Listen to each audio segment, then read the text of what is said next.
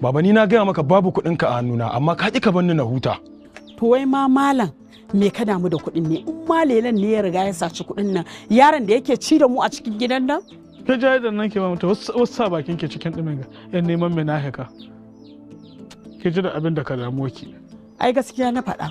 Lele, ya tabbaton uwayenka. Shin ai ce min kai yi sana'a ka kai ko? Ina sana'a tabbas harkar gwangwan nake yi. Kai abu ya yi kyau. Allah shi ma albarka ka ja. Amin baba, dama abin da ya kamata kana min adda ya kamata kana min. Ni da nake so ma idan na samu kuɗi in sayar da zan yi in kai ka umara ko haji? A'a, lila kayan makan. Yan kuɗi nakan san ka ara min. Wallahi lalura ta taso min naka san in yi maganinta. Aran kuɗi kuma baba? Walla sun na kai ka baka ni miliyan guda ko 2 amma inda sarari ina samu to ka baka ni miliyan 3 ita ka maganin lalura ta. La ilaha illallah. To mi kuka salaci ina ruwan kushin na ga dai lela ɗana ne ko?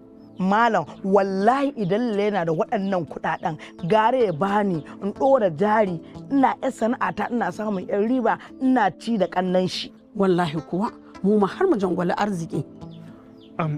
Lele ban san misa ni kawo magana ga gaba mina ya kamata gaba mu ta can shige garka can mu ta yi magana mu kaja. Baba ni ba wani soro da za mu je da kai.